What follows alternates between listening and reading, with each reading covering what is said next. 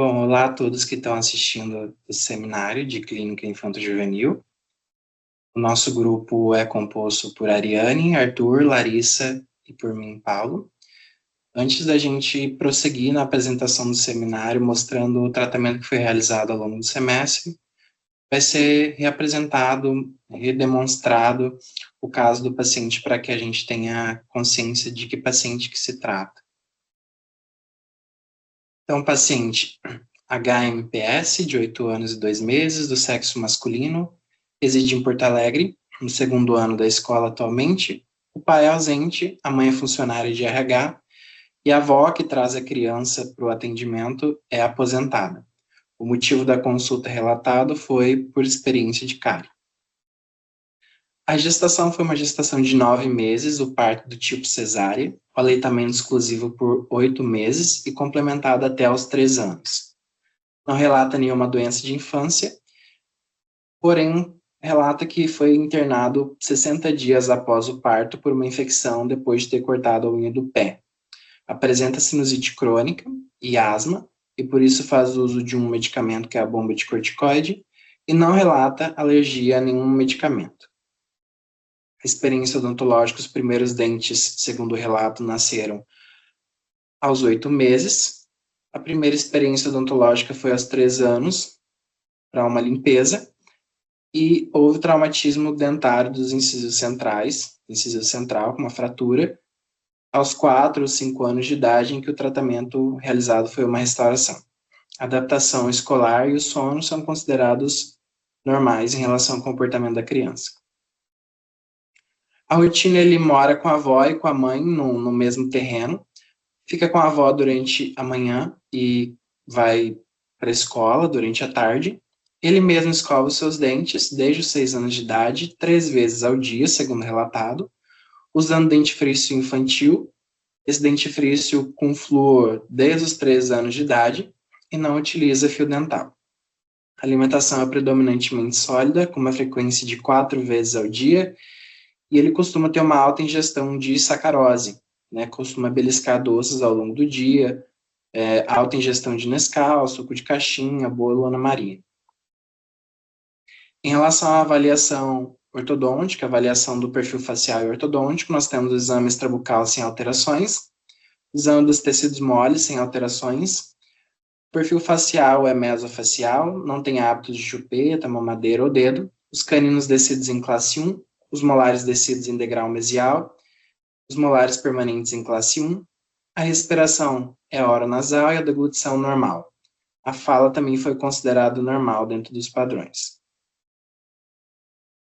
Aqui então nós temos as fotos clínicas iniciais, frontais e mais deslocadas para a lateral, tanto extrabucal quanto intrabucais. O que mais chama a atenção para a gente nesse primeiro momento, então, é a destruição coronária dos dentes 52 e 62.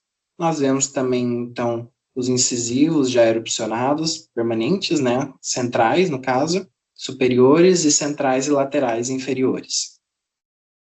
Também nós podemos notar uma certa mordida profunda ali com um trespasse vertical mais aumentado dos incisivos superiores em relação aos incisivos inferiores. Aqui nós temos as fotos intrabucais por uma vista mais oclusal. Então nós vemos que em todos os quadrantes temos lesões de cárie inativas. O que mais chama a gente atenção em relação à destruição coronária, as lesões de cárie, são os dentes 64, 74, 84 e 85. Os dentes 84 e 85 com uma coloração bem escura, característica de lesões nativas e com uma perda de estrutura bastante considerável. E a perda precoce do dente 75, evidenciada ali no terceiro quadrante, além dos dentes 52 e 62, com a destruição coronária que já foi relatada. O IPV e ISG iniciais, então, foram de 86% e 63%, respectivamente. A gente pode ver que existe presença de placa em todos os quadrantes, só que a maior presença de placa e sangramento ao mesmo tempo está na arcada inferior.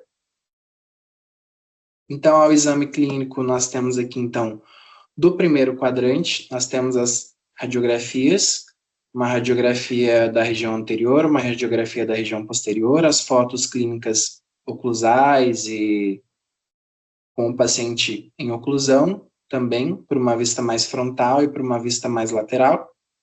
Então, nós evidenciamos lesões do tipo 2 no dente 16, 2 e 3i no dente 55, e nos dentes 52, lesão 6i e 5i, ou seja, com exposição de dentina, mas inativas e que afetaram mais de metade daquela face. O que a gente pode evidenciar inicialmente nesse exame radiográfico ali na região anterior é que quando a gente compara, por exemplo, com os pacientes que eu e o Arthur atendemos ao longo do semestre, nessa idade os pacientes já teriam os incisivos laterais, mas esse paciente ele ainda não esfoliou os dentes descidos, 52 e 62. Esses dentes apresentam essa destruição coronária, mas eles apresentam cerca ali de 2/3, mais de 2/3 da sua raiz reabsorvida, e os dentes permanentes eles estão presentes, então em algum momento eles vão erupcionar e romper na cavidade bucal.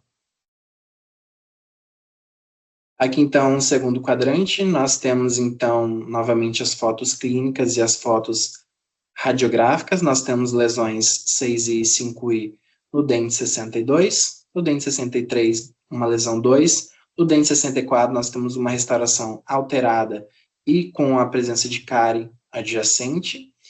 No dente 65 nós temos lesões 5i e lesões 2, ou seja, lesões inativas, com exposição de dentina, e lesões também sem exposição de dentina restrita ao esmalte, mas também inativas. E no 26 nós temos também uma lesão inativa restrita ao esmalte. A gente pode perceber ali na radiografia interproximal, ali na região inferior, que o dente 64 ele tem uma destruição bastante considerável, e a gente vai ver que ele foi indicado para exodontia depois, ao longo do tratamento.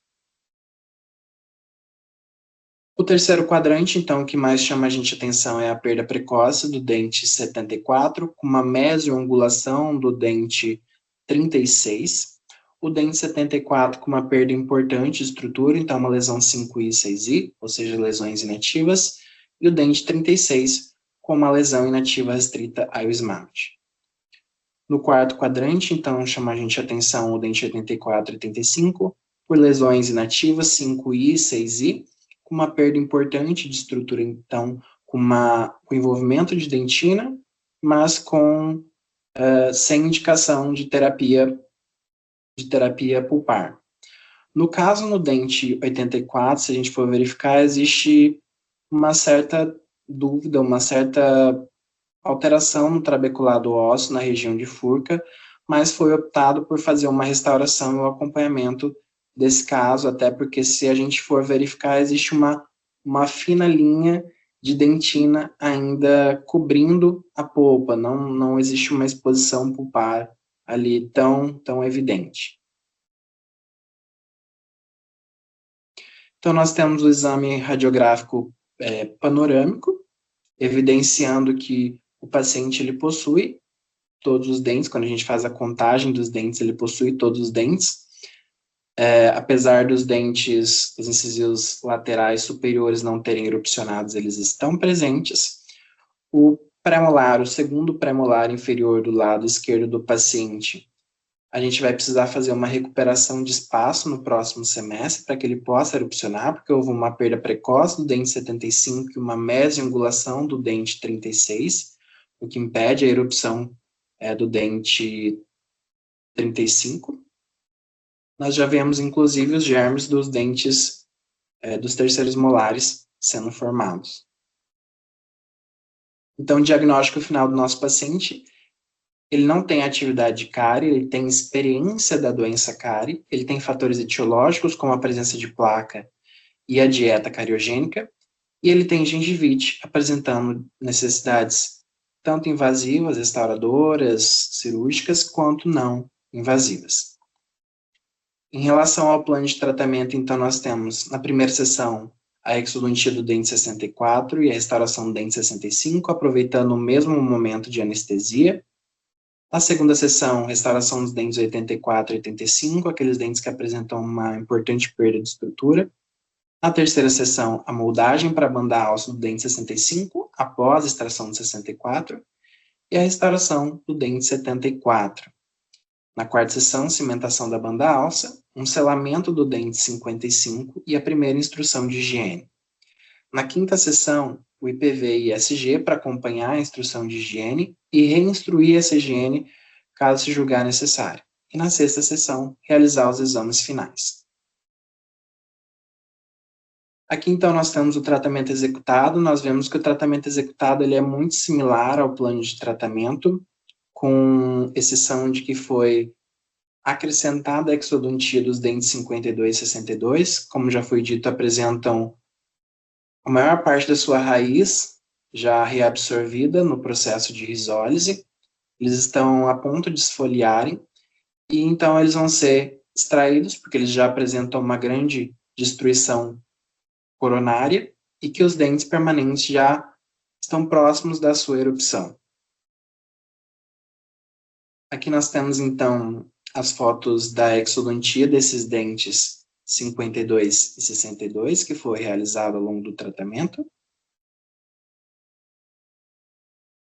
O IPV e ISG, ao final do tratamento realizado, foi, então, de 14% de IPV e 11% de ISG, o que demonstra uma considerável, como que eu posso dizer, uma importante redução do IPV e do ISG, considerando os valores iniciais de 86% e 63%, demonstrando que o paciente aderiu, o paciente, a família aderiram bem ao tratamento.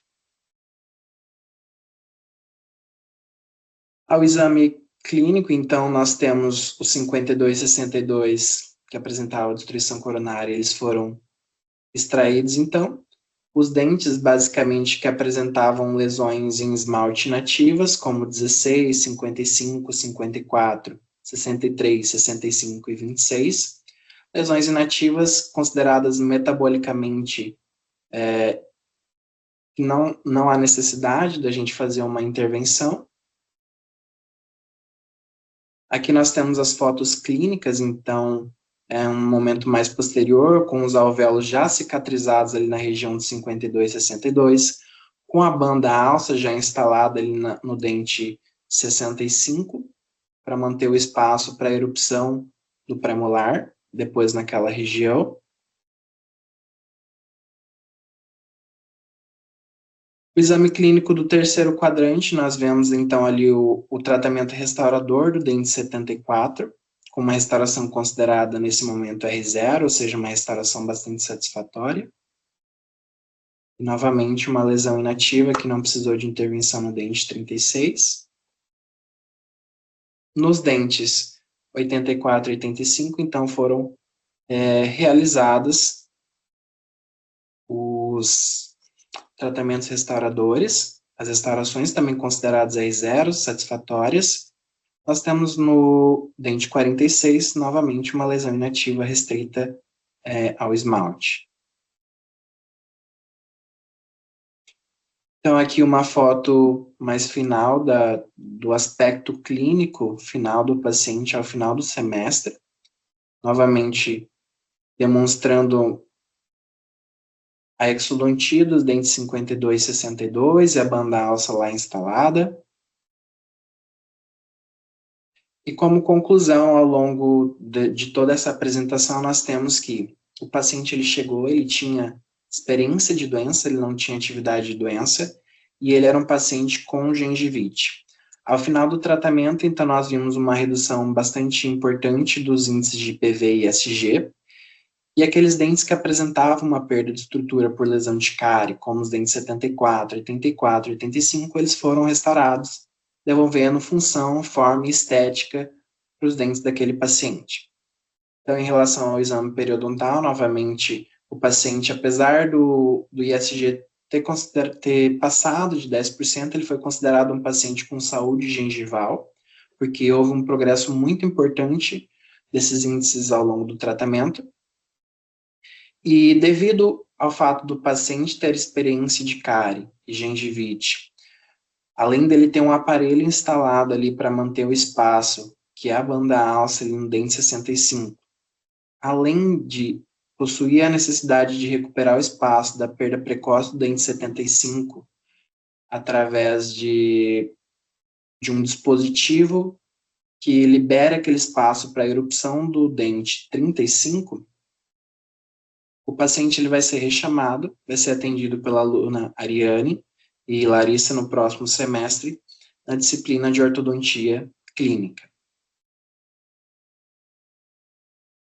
Muito obrigado a todos que assistiram esse vídeo pela atenção, e esse foi o tratamento do nosso paciente escolhido para essa apresentação ao longo do semestre.